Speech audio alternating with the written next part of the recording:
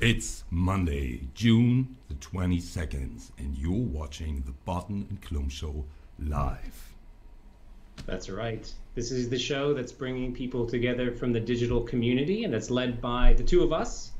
We're both catalysts, and we do this with AXWAY. We are thinking about how do we get people to put what matters and measure what matters, consider what matters, and how do we get people to really focus in on innovation and using digital to achieve something really fantastic and extraordinary. So, and as always, today we've got a guest, and today we've got a fantastic guest. We've got an award-winning artist. May we welcome Stefania Pinzone. Stefania, good to have you on the show. Hello. Hello, Stefania. Hello, nice to be here, and really glad of your invitation. I'm Italian origin, maybe you can feel my accent. I was born in Rome. I received a classic education in art, and I've studied at the university history of art too. And then I was a high school teacher for more than 10 years before getting back to art, really. So mixed. Yeah, so sounds fantastic. May I ask you to put yourself a little bit to the left, so that yes. you're this perfect. Okay. Good. So we can see you. Perfect. Mm-hmm. So this sounds fantastic. You're actually the first artist on our show, and it's all about art. And this was super exciting when I heard that you will join us. So this is just fantastic. And we are really excited to hear about the role of digital and digitalization within arts. So we've got no clue about that. Please enlighten us. This is complex matter. Of course, we have experience, especially during this Corona period, everything was becoming quicker in the transformation, but actually, step by step is long process of changing. If you think that the most important book about this topic was written in the 1935 by Walter Benjamin, the work of art in the age of mechanical reproduction. And it was an explanation and an historical reconstruction of the role of art in our society. Mm-hmm. And the art is born together with religion. So images were religious images. The first images were inside temple, and no one was able to see them really apart beside the priests. Mm-hmm. So this aura is important and very related to the images. There is another explanation. The exhibition of the images is also a ritual. No, that is something that in some way attests the importance and the sanctity of the image. That was going to change with definitely with the Industrial Revolution and the reproduction of art. In a certain way has divided the piece of art from this aura of religion more and more, and mirroring the social transformation. So the reproduction takes away not only this aura, but separate the work of art from the space and the time. Mm-hmm. But another topic is the aura is going away also because of the process of commodification. Now it's a product that can be sold. Yeah. Even though this is happened in every aspect of our life, images were so important that if we think about cinema, for example, the word that we use at the beginning of the era of the cinema with the big actors were diva or divo, mm-hmm. which means God. So this is what we think about the images that are presented in front of us. And we have. I was going to ask you, Stefania. I was just going to say, you're making me think about when I was in southern Spain several years ago. I went to some of the caves. There was one called Cueva de la Pileta in southern Spain, and these were cave paintings. You get led down in the dark. You're kind of descending into this weird underground cavern, and then they're shining the lights on just images of cows or fish or whatever. That you talk about that environment and that feeling of expression even then, 20,000 years ago or 10,000 years ago. And probably, of course, scholars are not completely agreeing about that, but probably there is a religious meaning also in that, because in the end, to have a big harvest, it was just surviving. So to be able to represent what you were going to do immediately after, and probably helpfully successful, it was religion at the time. Right. Yeah, exactly. We are not sure, but probably considering the context, inside of a cave, which was a place of reunification of the clan, and painting something that it was propitiatory, for the good harvest, the good hunt, is religion. We changed the religion to the monotheismus after the cognitive, probably when we became sedentary and we started to be farmer. But before that, that was related. So, but before that, our religion was this kind of religion. The God was one who was granted to get the animal and to feed the family. It was very simple. Stefania, this makes me think, if you said pictures were always important. So this world now, it's related. So more pictures. This is about visuals. So it's not only stills anymore. It's about video and freaking cool shows like this show with you. And if it comes back to something like, if you say religion, so religion is getting weaker in the Western world, of course, so for some reason. Maybe we put something else in there. So if we're talking about technology, the big tech giants to make a decision for one of these big things, is this a new kind of religion? Images are getting important in different way. This religious aura, it's different, but very similar. If you think about, for example, Instagram, it's very popular among the new generation of Facebook is more for the old generation, and so on. But Instagram is presented images that are followed from billions. For example, if you think about the new gods nowadays, and so many young that are following that model, Kardashian, for example, you have clone Kardashian everywhere, everywhere that you can go in the globe. And do you think that this form of expression within social media and all this platform is art, or no, this is a social phenomenon. But for example, what is changing now, there are two kind of markets. There is the fine art, and the fine art relies on the handmade product. Really, or not really handmade, but absolutely the uniqueness is the most important key.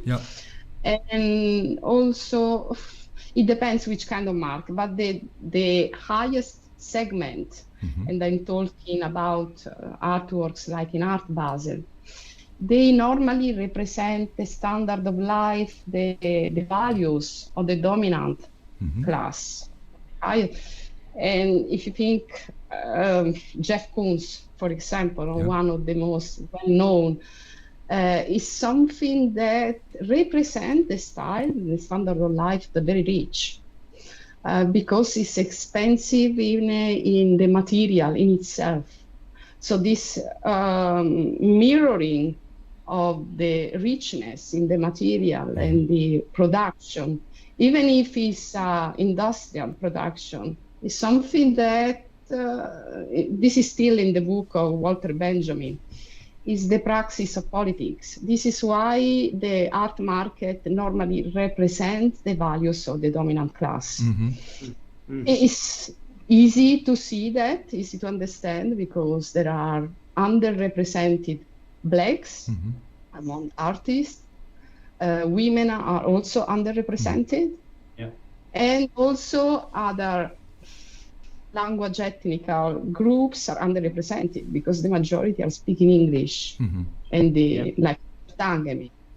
And what about patronage, right? Because you know, like you say, all of these people, it's about access to be able to get their art seen, and the expense that you have to undertake to do it, and keep yourself, you know, eating and a roof over your head. You know, for centuries we had this patronage model of you know, having to, you know, go around to the courts of Europe and who's gonna be my patron. But do you think that digital is actually democratizing that? It has not changed. Even the very last and in the very recent attempt to change the paradigm are still certifying the rule. I mean, for example, there is the new art which is tokenized in cryptocurrencies. It's something really new. There are some platforms which are doing this. One of the most important is Super Rare. And even if you think about the name, Super Rare in digital, no, it's like an oxymoron. No? Super Rare, but it's digital. No? And this is what, in the end, they are certifying. Okay, they are giving you a piece of art, which is tokenized, and the cryptocurrency they are using is Ether. Ether. But when you Ether, sorry. No and problem. when you buy it, basically you have a unique piece of art, and they certify that there is no other like that. Wow. And in a certain way, they wanted to be rebel because they are very far away from fine art. But what they are representing, and they do just by selecting which kind of artist, is sort of street art, more or less, a bit of Basquiat, a bit of street art, because they want to demonstrate that they are not from the high class, not from the fine art, not from base, but something different. But I must say the level is low. I've seen something more disruptive. The idea is great, gorgeous, but this kind of selection when you are constrained in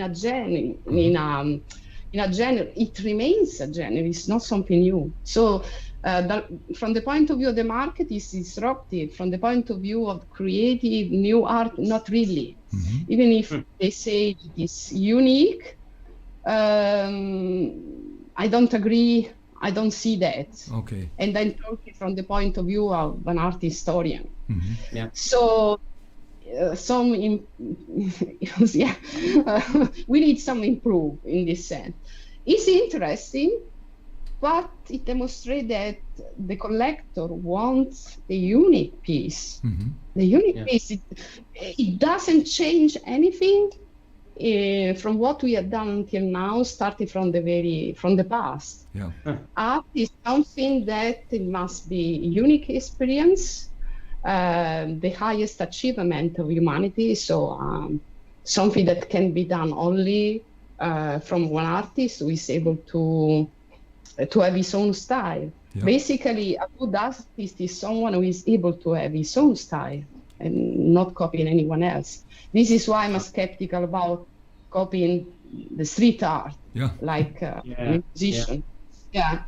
That makes me a bit skeptical. But I get the point. I understand why they are doing that.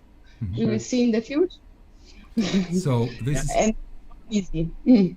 So this is a brilliant perspective on blockchain that we just were able to listen to. So this is just fantastic. And we have this little digital finance, digital art. This is really to see it from the out perspective. During our prep call, I'm taking care. I'm the timekeeper here, and so I'm just wanted to make sure that we bring up the one question that Brian wanted to ask. You know, just because it's just we're just waiting, keen to hear about the answers. Yeah, we've been talking about the art scene, and then the general context where artists are doing their art, and how digital has transformed that, or not in some ways not. But it's sometimes I'm thinking about the artists themselves. So you as an artist, the new way of operating or a new way of creating, you know, your creative process. We talked a little bit about, you know, the left brain with the creative capabilities, and then the right brain with the analytical. You mentioned spatial. Your artwork brings me to like a huge space, you know. So there's the bringing together of the left brain and the right brain. How has digital made that different in any way, or has it? There are few names. Some few names are very good, extraordinary, but normally it means an awful lot of money. An awful lot of money is creating more selection and less democracy. One of the names, for sure, one of the best are really awarded super artist, Refik Anadol.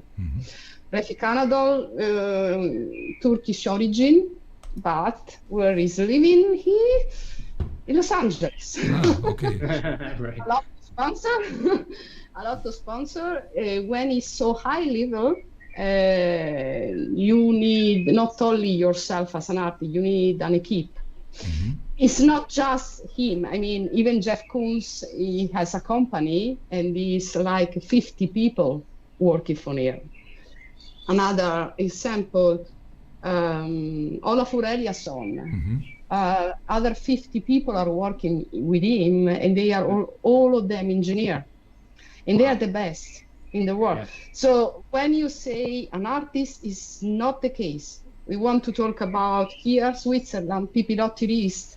She's working with 25 people, all of them engineers. So it's a company. So the future has to have a company. It's not such a difference, because I remember Giotto, so we are talking late Middle Age. Giotto was a company, not an artist. Right. And a company with maybe 80 employees, and that was late Middle Age. So probably we think that way, where you see one work, and then there are 80 people behind the making of that. You think of that with filmmaking and all the rest, but I never really thought about it that way. It's like that. It's somewhat scary sometimes, but it does not change. The most successful are artists who are able to be a company. So they are acting like a director, basically, instead of an artist. Of course, they have their own style, and they can leave every piece with their own style, but behind there are so many people who are helping, and basically without them you can't produce nothing. In the case of real digital art, like Refik Anadol, he alone, and without the money that he's receiving, no digital art at that level, because when it's low level, it's very bad. You see, awful. You can work alone with analogical. I can do this alone. Oh, just wait. Maybe just wait. Oh, I'm gonna do that. Yep. Just show it one more time. Okay. This is a draw. But if I want to draw something so complex and doing this with a computer, maybe I need the help of other 5 people. Yeah. Right. Because it's not just that use the CAD, because the perspective is inverted, and the huge amount of calculation that you need is it's not just for a normal computer that you have at home. No way. Super so complex. This is absolutely it's super complex. So in my case, I prefer to do this old way and look it appear digital. In fact, my problem normally that is appear when the vision is live is to demonstrate that it's handmade, because people don't believe it. Right, it's possible. I would love to just emphasize the thing with the left and the right brain one more time, because we are, I think, the past decades were absolutely for the left brain. So it's about engineering and about thinking and one shoes and all this stuff. And artists are doing, of course, they do all this planning as well, but creatives, I'm a creative as well, so I know how this works. So this is different, completely different. If it comes to roles in digital teams, we need to invite more of this right brain thing. So how is the art dealing with what's the view from the art to the left brain? Do they love it or do they hate it? No, we need both. I think there is. At high level, you are a genius, not less than a scholar or a scientist. At high level, because you need both. It's not by chance that, as I was pointing out, the best artists are the artists who are able to be a company, and that requires also the collaboration of the left part of the brain. Exactly. To be on the spot, really. Probably it was also always like that. We have this romantic vision about the artists, but the most romantic that we can think, for example, the Impressionists, they were basically positivist philosophically, and they were actually positive toward the technology, and they were the first that were using photography. Yeah. Of course. Yeah. And they were against the stream because the other artists know photography, no, this is losing the aura, blah blah. Instead, they were the first to use photography in a different way, refusing to adopt the academic way of working. And we think they were romantics just because they were painting the nature outside, but that was disruptive action. Because at that time the praxis was to be inside the studio and never to go outside. Of course, never. Right. Don't go outside. Don't go outside. Stay in the studio. Don't go outside. Stay in the studio. Use the modern inside, which is completely artificial, not with theatrical lights. And they decided, no, we are living in another era. You see the future, industrial revolution. We go outside, use the photography. So, but we think still that this kind of art, impressionism, is so romantic because you can see the lake, the flowers. I've got, from now on, we'll have a completely different view of this, on such images. Exactly. So I'm seeing disruption, not something relaxing. Also because they starting to use a technique that was new in the sense that it was very similar to the modern the old television. So when we talk about the RGB technique, the primary colors, and that was what the Impressionists will start to use. They divided the colors in the primary. And they stopped to use the black to make the shadows, and the shadow was just the complementary color to the primary that was the object illuminated by the light.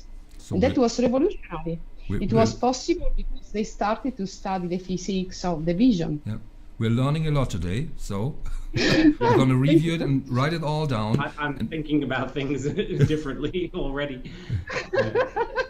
So, and by the way, I'm gonna put the link to the book you mentioned from Walter Benjamin down in the comment section. So we learn a lot. And you already told me you have to have a background to be able to understand what's in there. But I think we'll just make it. So the fun fact, if we're going back to left and right brain, is we figured out when we met in Phoenix last time all together, that most of the Catalyst team, of the AXWAY Catalyst teams, are musicians. And so we are already combining the left and the right brain. So this is already, I think this is part of our job. I wanted to, yeah. Even though music is more mathematical.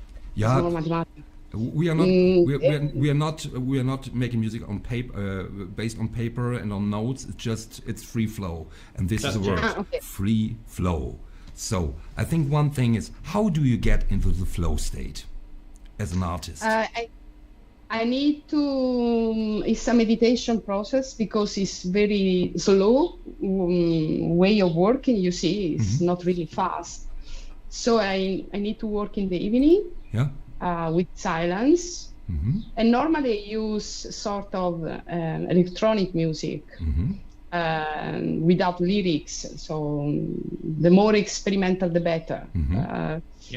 And that was the main inspiration for my works. It started to appear mechanics because that was a direct inspiration from some of the most experimental musicians. Not only I got other inspiration, but that was a big part of it. Of course, also from the cinema, I was amazed when I watched the first time Alien, because it was made from this Swiss artist that died some years ago. Ask you if you were influenced by Giger. Yeah, I went to the Giger Museum in Gruyere, actually. And they have the Giger bar, which is like modeled after all of his work, where you can sit in a chair with the alien coming around you. But yeah, that's interesting that you mentioned. That was my great inspiration at the time, because I started, I was a student in the Fine Art Academy at the time, and I just refused the organic part of this work. And I was influenced also from Mauritius Cornelius Escher. He's an artist. He was one of the first who started to invert the perspective and work with the extremely complicated buildings that were impossible at the same time. Now he's not so popular anymore, but when I was young, he was. And I combined the two things. That was something completely new, and it was even too new at the time. I'm starting to get recognition now, because now is the time is right. But when I started as a student, it was really like, what are you doing? What is that? So Stefania, we've got the time is always flying, and so we've got 2 minutes left, and we've got, I think Brian had another business-related question, and then our final question. So I think we covered that, but I did want to ask, you mentioned Instagram and the digital, social media. So much of digital now is social media and driving people to, the economy of attention, trying to grab people's attention. How do you think that that's affecting art? Because I think there might be some pressure to always be making some kind of statement, or somehow linking this to some kind of attention-grabbing message. Is that a problem, do you think, or will it be a problem for artists in the digital age? It is. It really is. The problem is, maybe Scott Galloway is talking about that. We are experiencing more connection, but more polarization, because we are living inside a bubble. The algorithms are connecting us inside a bubble. We are not connecting really with all of the others, no? And this binary aspect of the algorithm is also the way in which the entire society is getting polarized. One is zero, so one progressive, zero conservative, no? And then this is why it's so polarized, our society, because exactly this is the hard way of the algorithm, and us to live us in a bubble and to get polarized. So we think that there is more democracy. Actually, not really. Super. We remain, unfortunately, it's not a tool for more democratization, and the market is not changed. I made the example with a crypto currency, art, crypto bait. It's not a difference, because in the end, the business model has not changed. The business model is the late capitalism, which is in crisis because we don't have a third path. We don't have a solution. But it's the end. It's not working anymore. No, it was at the beginning, but we already ran out of time. I could listen to you for hours because it's but we could just go on and on. This is just it's feeding something, and I think it will take at least 1 or 2 days to put the pieces together and come up with something stunning. Usually, not only usually, we'll do it today. So, what's your personal next big thing you're working on? Your vision, a short, powerful vision. Yeah. We will live with the art that is getting the new museums are becoming the new churches. When you want to think, you don't go to the churches, but you go to a museum. And if you think the investment with architects and novelties in the architecture, you think in a museum. Think about Bilbao, for example, how it changed a lot. Because this is our personal experience, still the aura of the religion. So we are going there. It's a big, important social experience. And this is shifting from the churches to the museum. It's really the same investment for a city. And this is one. Digital is not working for art because we have body. So it's like to go to swim virtually. It's not the same.